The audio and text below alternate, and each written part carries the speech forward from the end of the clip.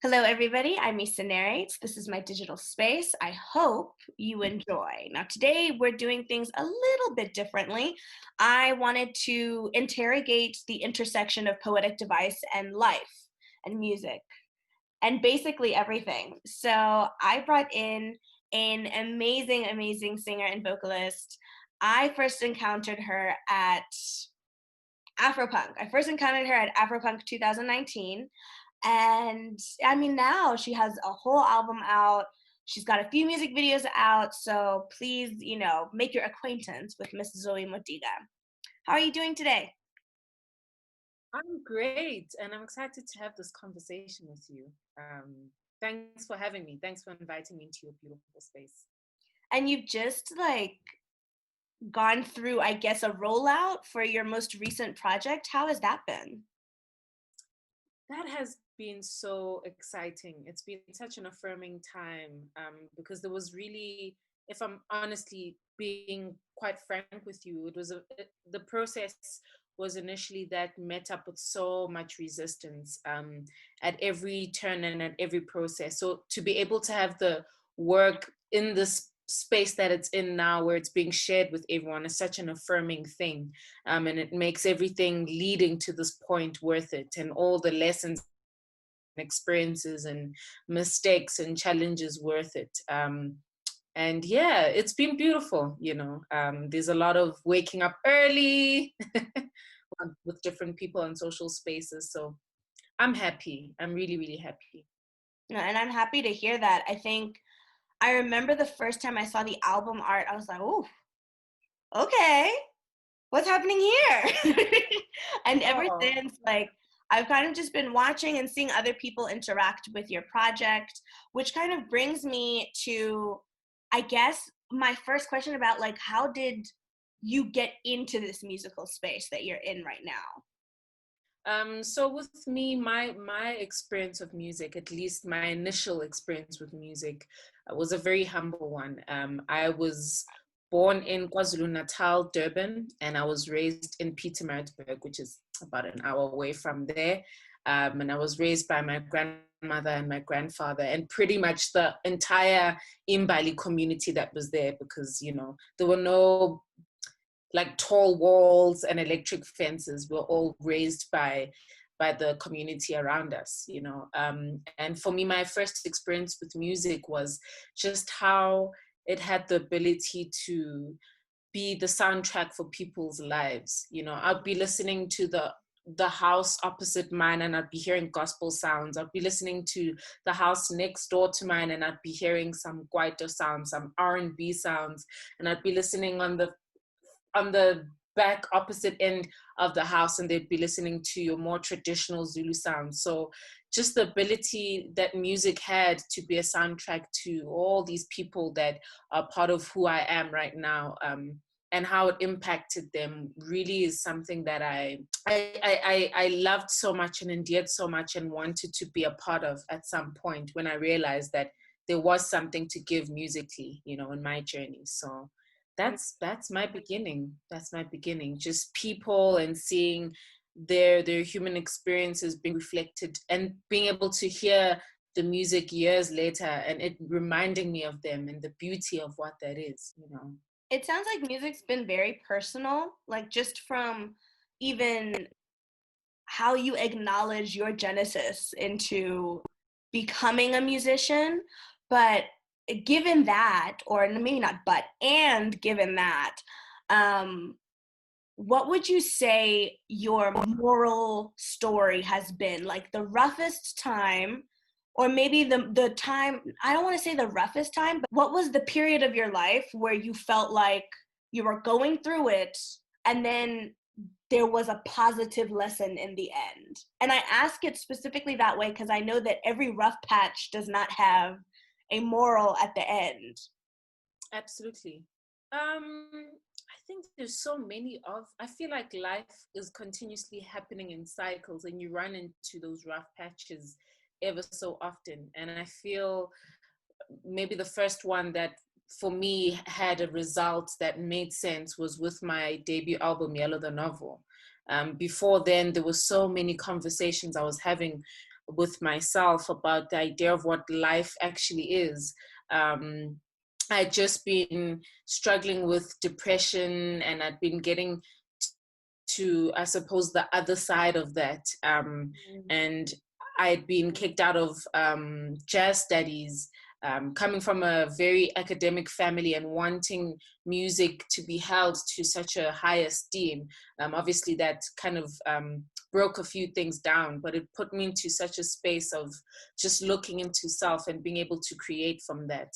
And I would say that's definitely one of the hardships that I went through that got me on the other side, that I suppose a lot of people bear witness to through the music that they listen to from me. And I find that even in the creative space, or when I'm creating something, there's always the storm before the calm. It seems to be like a running theme, and I'm trying to find the best way to acknowledge that when it comes, and to understand it and move with it and flow with it, and create with it. But it comes, it keeps coming as that. But I would say that's the first experience of that, where I feel I came on the other side, and it was an important part of the process. Mm. Now, in poetry, we'd call that an allegory. So basically, like a moral story. Can you recall, or are you able to share perhaps what the moral of that difficult period was? Hmm. I think the first thing that comes to mind with me is just how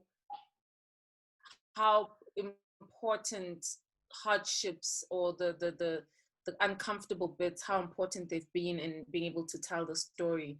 And I've realized that there is a certain need for me to be uncomfortable, in order for me not to be relying on myself when I express or share what it is that I'm sharing, and for it not to come from the ego as such, and I feel the way that I interpret it is that, it's not me wanting to associate spiritual experiences with hardships, but I find that when I feel as though I'm at my weakest, or when I'm not sure of everything, or all that, there's an allowance for the spiritual aspect of the creation, that gets to exist, and I enjoy what that is, and I enjoy what it feels like in the aftermath.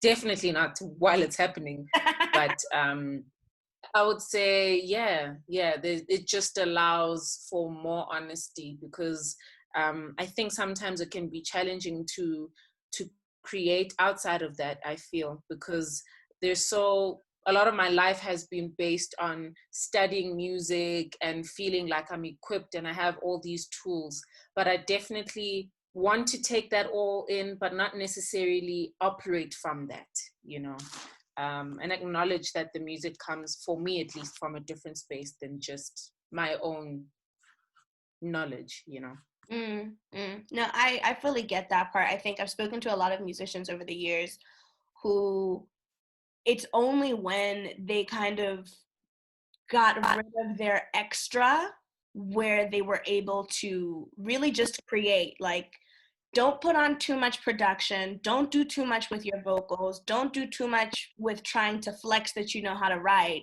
and just kind of like make the music. And that's really where their magic also came. But that brings us, like, for me, whenever I think about somebody kind of deciding or deciphering how they want to communicate their sound, I always consider like the fact that if you're working with, let's say, a PR person, or you're trying to communicate sonic art into copy, basically, if you're doing an interview with a writer or anything like that, if there was one simile that you would use, what would it be? So like, my music feels or sounds like what, in your opinion, and why? Man, I would say my music feels and sounds like home. Mm. Like home. I would like it to feel and sound like home. I mean, to it. Maybe they grab something else completely different, but for me, that's what I'd want it to be. And how home isn't just this constructed building or space that we walk into where we feel safe, but it's spaces that we create for ourselves, even in just listening to something or being a part of someone else's expression and finding out the innermost parts of yourself and feeling safe in that, you know. So I would definitely say home. And what are the sonic references to home that you have right now? So personally, when I hear like ocean sounds and there are specific sounds that you can only find in Cape Town, in my opinion. And because I spent my time becoming a woman in that region, when I think about home, I think about I think about Cape Town, and I think about the sound of the ocean and the sound of Camps Bay. I think about the sound of the trains. Like, what are the sound motifs that you recognize as homey? Oh, that is so interesting to be asked. It's so interesting to be asked that question, because for me, the idea of home has been an ever evolving concept. As a person who was raised in one area and spent a lot of her life migrating and nomading to different parts of South Africa, like I find that it's just such a complex and layered idea what home is. But I would sum it up sonically to nostalgia. I feel like my idea of home is a very nostalgic one, and when I think of Maskandi guitars, I think of home. When I think of percussive sounds, I think of home. When I think of slow tempoed music, for some odd reason, I think of home as well, like slower tempos, your thoughtful tempos. When I think of the sound of taxis, I think of home. When I think of the stories that they tell on this radio station that I like listening to when I want to brush up my Zulu skills, I really enjoy like that. That reminds me of home. It reminds me of my grandparents. The sound of like a kettle boiling. Yeah, I suppose it's endless. And Yeah, I would now say that you've that. verbalized some of this, because for me, as someone who's listened to your music, it does sound like home. It sounds it sounds very Zulu, and I don't know. There's no better way to put it, aside from the fact that Mhm. when I hear certain percussion um, elements, I can only think about KZN. You know, and I'm not a child that grew up even in South Africa. But when I Right. listen to your music, like I hear those sounds. And now, and this is speaking as someone who's not making it, but for you, after having articulated what home sounds like, in which song of yours do you feel as if you've perfectly translated the idea of home through music? Ooh. Ooh. Ooh. I would say I would say I would say the songs take turns, because again home is like it's a floating concept for me. So the songs definitely take turns, and I think on some days one song will do that, on other days one song will do that, because home takes on so many different shapes to me. But I would say right now, just so I'm not chickening out of the question, a song called Isekazini from my sophomore album would be a song for me that perfectly translates that feeling of of home, you know, that feeling of home. Yeah. And from my first album, I would say my version of Yakalinkomo, because I did not write that song, but I did arrange it. And I think my version of that song also feels like home. Mm, that's beautiful. Yeah. So for the people that are watching, if you don't already know Zoe's work, I suggest you go and look it up because she just told you exactly which songs are the songs that communicate what she believes her music sounds like. And to go further, specifically with your sophomore album, what would you say the mood or the theme of that project was? Oh, I feel like the theme for my second album, Inganegwane, is so layered. But at the core of it, it really is a love letter to Black bodies all over the entire world. And and just the celebration of our ability to tell stories from our very, very different perspectives, um, and kind of celebrating us through my perspective of storytelling and what that is, and knowing that as much as I celebrate isiZulu, which is my mother tongue, um, having listened to so many other African artists whose languages I don't understand, and feeling so much at home in that, and relying on that to be kind of a way to communicate with all of us in our different forms and shapes, knowing that we will feel a sense of home and a sense of relating to the music, beyond just, the celebration of the language, and that the language communicates nuances that are difficult to sometimes even translate. But if you're listening to it, you're like, I don't understand it, but I actually hear it. That feeling of, surely she's talking to me. She wrote this Sure, for me. sure, exactly. Because I feel like even the interconnectedness that we have, um, speaks. I think we're spiritual people first and foremostly. I obviously can acknowledge that certain people subscribe to that and others don't. But I feel with that spirituality that a lot of us own, then that album would be able to communicate even to those parts. But it really is just a celebration of telling our stories, and a very layered one, I would say. Mm. Now, this in the month of June, I think, or the month of July, I can't remember, but I started this like playlist series just because I was in the mood and it was my first time trying my hand at playlisting, which is very hard actually. But my playlists always started with the word somewhere. And so the playlists were Somewhere, Out of Love, and Somewhere Under, Redacted, Enjoy. And so the redacted is supposed to be a name, right? Somewhere Out of Love was obviously the more lamentacious playlist of your catalog as it stands today, or as it stands as of July. What would you say your Somewhere Out of Love song is? I would say the first song that came to mind right now is called Data, which is Xhosa for Baba, and Baba is Zulu for father. Um, I would say for me, it's that song, um, and it's a dedication to my father. It's a wordless song. It's just strings and a guitar, and it kind of communicates the idea of just kind of grabbing back the broken fragments of what love has been to me, in my idea of the relationship and the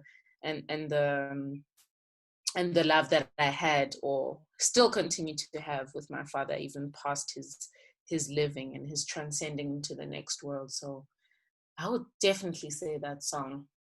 And what would your Somewhere Under, Redacted, Enjoy song be? That's pretty much the playlist for just those who are under all of the love. Like the only right is their partner. What would that song be for you? Mm, I would say, I would say, this is not easy. I would say Isekazini right now. Mm.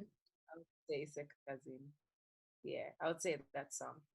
Oh, but these are good questions. I'm actually going to think about this long after we're done talking. The last poetic device we're going to get into today is foreshadowing, which is basically what the word entails, telling us what is coming, right? And I think I always thought I have always thought in the past that it's really unfair how fans consume music nowadays, because we expect for things to be done now. We expect the shelf life of a project has been cut from 4 or 5 years sometimes to now it feels like 6 months and we need something new. And because you've already released a sophomore album, granted you're still in the process of rolling it out and sharing it, but what is your next frontier?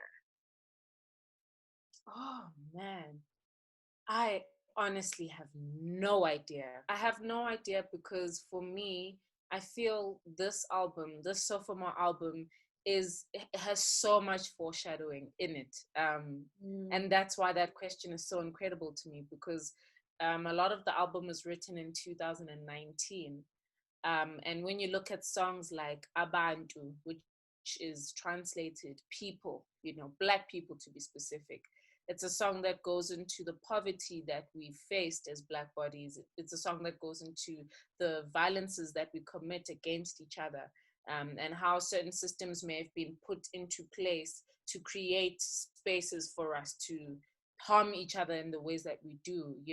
But it's a song that talks about all these things. And when that song was written, there were conversations around what being Black is in different spaces all over the world. But the idea of the Black Lives Matter movement was something that we're really, really getting into the thick of right now. And for me, it feels like such a foreshadowing, because at the time, it was really just a thought coming from a place of acknowledging certain traumas that a lot of us can relate to. And now it's an official hashtag. There's conversations, and events and protests around it. And another song I think would kind of foreshadow things as well would be, I just had it now at the top of my head. I just had it now. I forgot it.